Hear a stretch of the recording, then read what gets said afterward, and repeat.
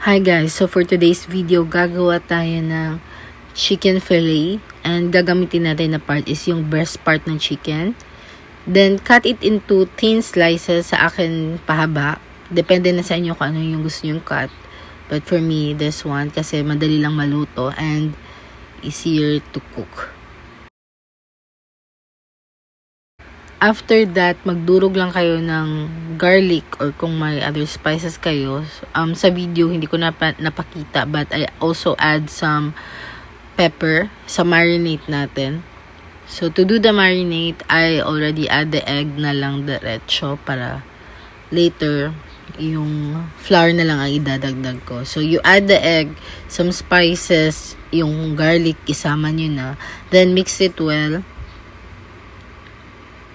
Tapos, let it sit for a few minutes or maybe an hour.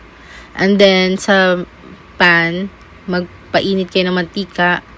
Make sure na mainit talaga siya. So, dito, hindi masyadong maraming mantika ang nilagay ko kasi nagtitipid ako and maliliit lang din naman yung slices ng chicken na niluluto ko. So, yan.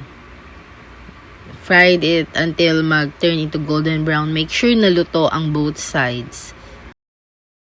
Mas mabuti siya siguro kung marami kayong mantika na nilalagay. But, ito na ang finished product. So, I also use black rice for my rice.